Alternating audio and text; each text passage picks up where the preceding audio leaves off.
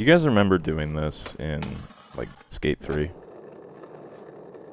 Just finding the perfect spot, repeating a line until you get it right, maybe filming it, clipping it, putting it on YouTube, or using the in-game share function to show your friends this sick line that you did. You remember having friends?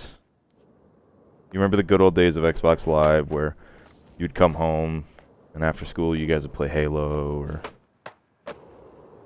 get on Skate 3. And one of your friends would teach you the launch glitch in the Hall of Meat mode.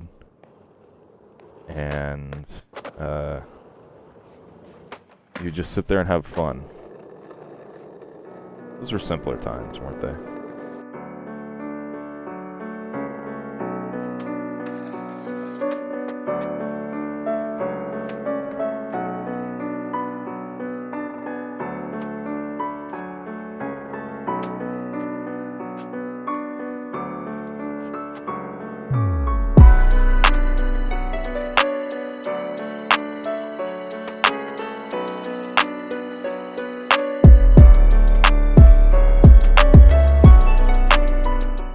Enough of the bittersweet nostalgia bullshit. This is a video about the game, not about how my best years are behind me and I'll never amount to anything. skaterxl, the XL stands for extra large I assume, is a 2020 skateboarding game by Easy Day Studios released on Steam. It recently came out of early access and is selling for $40 USD. I'll get to that price point here in a sec. It aims for a more realistic skateboarding experience than the likes of Tony Hawk and Skate, the only two other skateboarding games in existence. It plays with the idea of being a full-on simulation, but like a lot of my high school girlfriends, it never really went all the way into it. To use my weird, arbitrary scale of realism, skaterxl is for skateboarding what Insurgency Sandstorm is for first-person shooters. Tony Hawk is Call of Duty. It's easy to pick up, hard to master, playing fast and loose with the whole realism thing while maintaining an air of authenticity. Skate is like Battlefield. More focused on the actual nitty-gritty of the whole ordeal, but is willing to take deliberate departures from reality to make it more fun.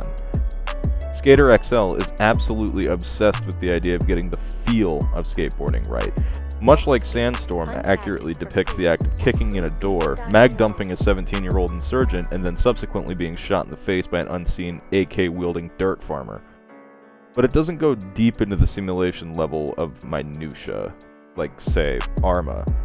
I play only this, Grand Theft Auto, and first-person shooters, in case you couldn't tell. The game feels great vanilla, though the controls do take a bit to fully grasp. Coming from Skate 3, it felt like learning to walk all over again. Pop shove-its and ollies were easy peasy, but when it came time to kickflip, much like real life, I ended up credit card swiping my asshole with my board and lying on the floor in abject pain. You see, the left stick of your controller, this game requires one, controls your front foot if you skate normally, like a regular human being. The right stick functions as your rear foot. It seems simple to understand, but it is deceptive in its simplicity. It will take you maybe 30 minutes to reprogram your brain if you are an avid Skate 3 player, and even then you'll still find yourself turning with the stick as opposed to the triggers, which are used for steering and rotating, which will fuck up tricks like no other. Want to grind that staircase? Turn into it, pop your board, and whoops, you've done a 360 hard flip, smashed your knee on the rail, and are now tumbling down the stairs like a drunk on his way to the fridge at 3 a.m. Notice how I said vanilla back there? Yeah, well, it gets much better if you go the route of modding. See, skaterxl has mod support that is so strong the devs may have actually given up on updating the game in favor of letting modders do their work. I'm not knocking them for it. I mean, shit, they got handed a golden ticket with this game's modding community. From gear, to maps, to modifications, to the game's physics and tolerances, the modding community has taken this game and run with it. The map seen here is a modded map. The shoes are modded. The mystery deck that I snapped in middle school out of frustration has been perfectly recreated and put into the game by mods. It's all there. The amount of modded maps that is out there is truly monumental, many of them taking inspiration or being direct recreations of real spots from around the globe. My favorite map for a quick session is always going to be the high school though. Something about it just clicks with me. With mods installed, you can tweak the experience to your liking. I have my settings tweaked so my tricks look nice, but are easy to control because I like to use the replay editor to make video parts that I'll never release. Unless someone wants me to, I guess. Oh, the replay editor. Man, this thing is great.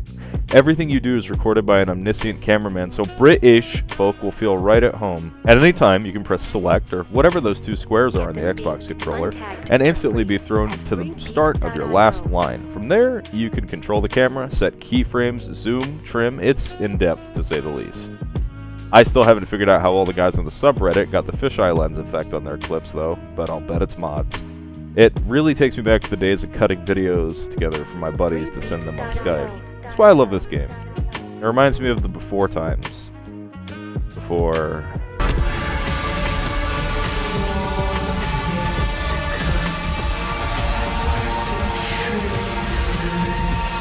Let's not think about it.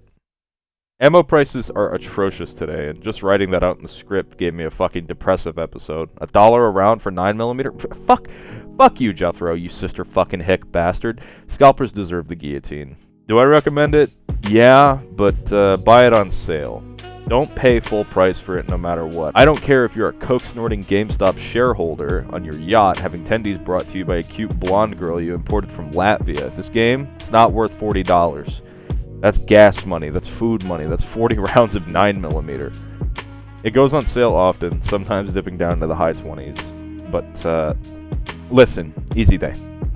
I love the game, but you guys gotta get your shit together. I heard rumblings that the lead dev may have left the studio in 2020, which is probably gonna spell disaster. The console versions, yeah, they exist, are suffering without the quality of life mods being made available on the mod.io service.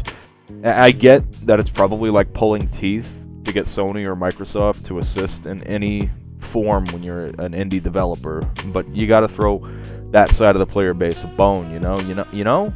You got a near perfect, literally a ginger dick hair away from being perfect game here. You got to harness the potential and use it.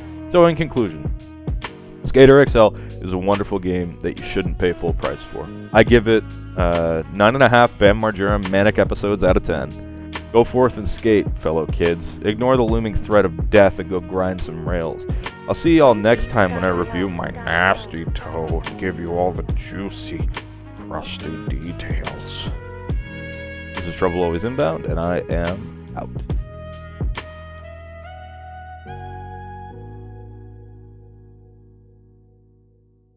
Hey, thanks for tuning in to my first review of a video game. Before I let you guys go, I'd appreciate it if you went and checked out my comic if you haven't. It's a military action thing that I cooked up after watching Sicario for the 10,000th time, and I'd love to hear your feedback on it. The link is in the description. Also, I do a really slapshot podcast with my friend Caleb over on the Something Wicked podcast YouTube channel, and if you want to hear me toe the line of being a full schizophrenic, she's on a fucking bowling alley. Hold up. Okay, let me get there, okay? And so, the Board of Education is like, yo, you can't take this shit on campus, because it's weird, you know? But we'll rent out a bowling alley for this experiment. That's where you're going to get it. Anyway, I'm going to go to the gym and cry about how I used to be someone. You all have a wonderful day.